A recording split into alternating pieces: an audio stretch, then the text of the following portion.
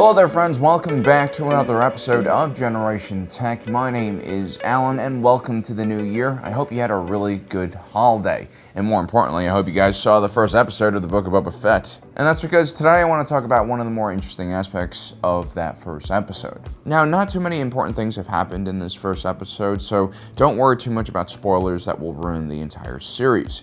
So far, all we really see is Boba Fett occupying Jabba's former palace, and we also get to see some flashbacks of what happened to him immediately after he fell into the Sarlacc pit. We also learn that Boba Fett spends his nights sleeping inside of a Bacta tank, in the same way that celebs and athletes looking for eternal youth and healing spend their nights in hyperbaric chambers. Except that Bacta actually works a lot better at healing the body than just sleeping in an oxygen-rich environment. Later on, when Boba Fett and Fennec Shand go to Mos Espa to collect some tribute from Jabba's old vassals, they are jumped by a bunch of assassins, most likely from the Crimson Dawn. Boba Fett gets struck several times during the battle by electro staffs. We're not really sure what kind of staffs they are specifically, but we've seen similar electro staffs used by Confederate Magna Guard droids during the Clone Wars. They could stop an individual's heart after 5 seconds of contact, so they're quite dangerous.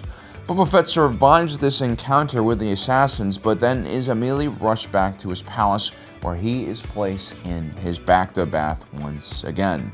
So my question today is, why does Boba Fett sleep inside of this bath of Bacta fluid? Is it because he has some recent injury that he needs to take care of, or is there some kind of underlying medical issue that Boba Fett is suffering from?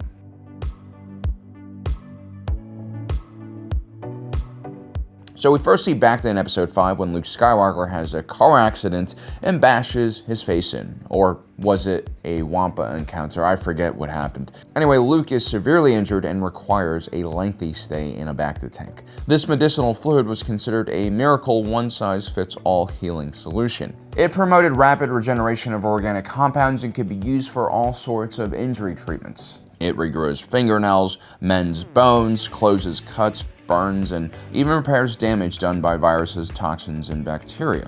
Now, Bacta was invented a few hundred years before the Clone Wars by the Vractus insect species. Its ingredients included mixing 2 types of bacteria along with ambori fluid and a type of barley known as Vratia renasicus. The individual ingredients that made up the Bacta supply chain were considered strategic resources for the entire Republic. This is just how important this one type of healing fluid was for the entire galaxy. It was said that when one was submerged in Bacta, the response varied from individual to individual. Because of the thicker viscosity of Bacta, some people were grossed out by the texture and feel of the liquid. Some individuals even had to be injected with sedatives before being lowered into this fluid.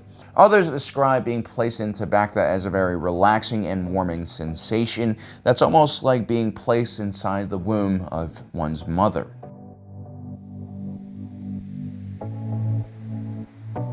So why is Boba Fett taking daily doses of Bacta then? Well, my first thought is that Boba Fett has some kind of degenerative disease that requires daily treatment in order for him to survive. This would have to be some type of chronic disease, sort of like late-stage cancer or something.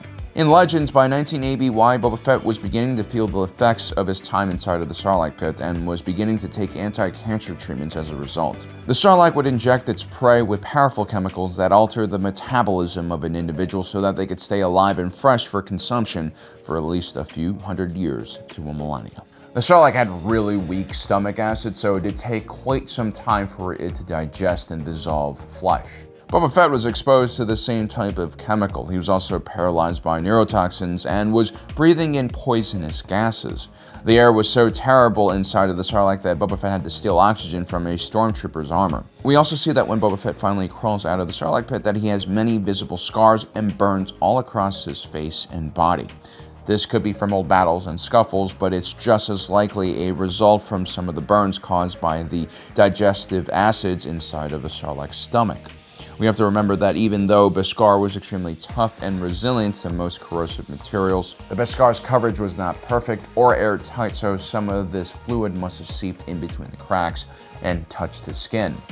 If you take a look at the top of Boba Fett's head and on his chest, immediately after he emerges from the Sarlacc pit, there clearly is some gnarly skin damage. That same damage, however, is much less pronounced once Boba Fett emerges from the Bacta tank in the morning. As a matter of fact, his skin is almost flawless after this treatment. It's almost as if he went to that Polynesian spa. So my guess is whenever the Sarlacc pumped into Boba Fett's veins is very toxic and will have a detrimental effect on his health, and so he'll have to continue taking these Bacta treatments until he basically is healed from this ailment.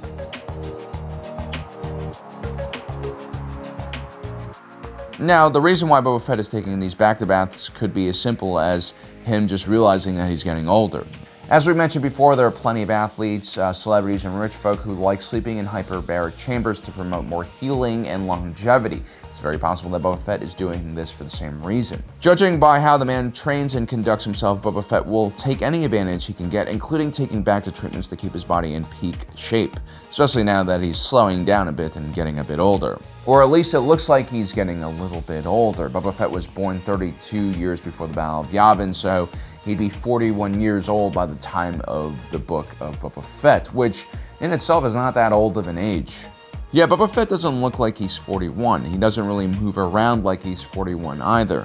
As a matter of fact, he's moving around like he's a decade older. It's almost as if Boba Fett has the same problem as a lot of the other clones in the Grand Army of the Republic. You see, all clones in the GAR had sped up aging. In order to save time for training and growing, these clone soldiers reached a physical and mental maturity by the time they were 9 years old. But it was, however, strictly stated that Boba Fett did not have the altered DNA that a lot of these clones had, so he just aged normally. What is possible is that Boba Fett's very harsh life has put a lot of wear and tear on his body, and now he feels old and slow, and is using these Bacta treatments to give him a slight advantage over younger foes.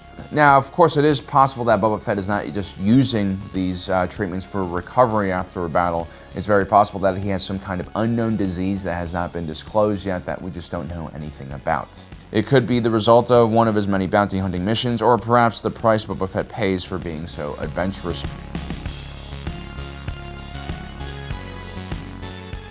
Now, the last thing I want to focus on is that attack on Boba by those assassins in the first episode of the Book of Boba Fett. Boba Fett seems to take several electric shocks to the body during this exchange. The initial few blows are absorbed by Boba Fett's armor, but a few blows seem to hit the crime lord in the exposed ribcage area and torso. I believe it's possible that these electrical shocks have done serious damage to Boba Fett's heart.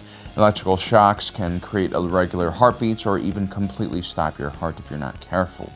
There's also the danger of electrical burns on your tissue and even on your heart's muscles. Whatever it is, Boba Fett was in enough pain that he immediately commands his Gamorrean guards to place him in his Bacta pod following this incident.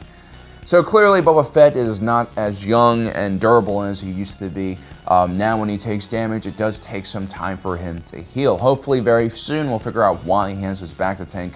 Maybe it'll be revealed that he has some kind of serious ailment, maybe from his time in the Sarlacc pits, and this could be one of the main motivations behind him in this first series. Let me know in the comment section below what you think about this. Is it the Sarlacc pit lingering damage that is causing him to use the Bacta tank, or is it just something else?